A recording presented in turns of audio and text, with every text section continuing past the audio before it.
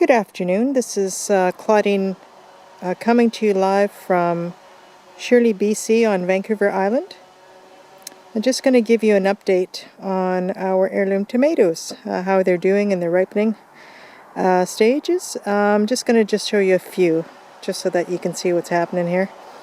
Sorry about the background noise. We have some of our neighbors are cutting down trees with their chainsaw, so we'll get right to it. So coming over here, I just want to show you another Portuguese type of tomato, and this one here is a Lisbon tomato from the Lisbon region, and just want to show you it's ripening and actually ready to pick. These ones here. This here, the size of it is huge. It goes all the way around. It's got to have probably 12 tomatoes on it. They're all more or less around a 2-incher, 2.5-incher slicer. This one's a little bit bigger up here. It's about a 3-incher. But this is how it comes in this big huge cluster here, and it just carries on. If you look at it, it just carries on up and up and up. So that's the Lisbon one. And I would say that this big cluster here is about easily 6 to 7 pounds. That's how heavy it is.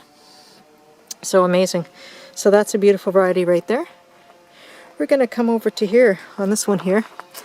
This is the, I call it apricot, but it is the Moscow tomato. It's an apricot color. This is the exact color that it turns to. This one in fact is ready to pick. And it has an amazing taste, aftertaste, beautiful flavor to it. It's a very deep flavor on the, I would say, almost citrusy side, but not quite, a very light citrusy side, but a very developed flavor, just delicious. It's one of my favorites, absolute favorites. Again, it is quite a plant that, they're not very big tomatoes. It's a plant that produces a lot, yields a lot, and these tomatoes come at this size. So that's about a 2-inch slicer. And just look at that apricot colors. Just, here we go, a better look at that. That's the exact ripe color that it turns to. Beautiful. And then over here, I'm going to show you here our pink tiger cherry. Now look at that. It's got all these clusters on it. They're just starting to turn. You can see some of them already have a little bit of color on them, but this one here is ready to pick. That's actually, I don't know if you can see it, but it's actually a pink color, and it's got like an orange stripe to it. It's actually a pink tomato with an orange stripe to it. It's quite beautiful.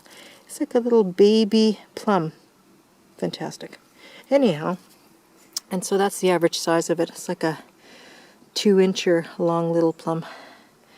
And it's a cherry variety. And over here we have the bumblebee that we had seen on the previous video.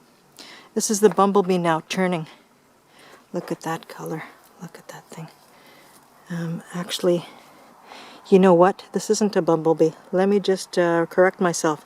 This is called a Firework. It is a German tomato. It's a Firework.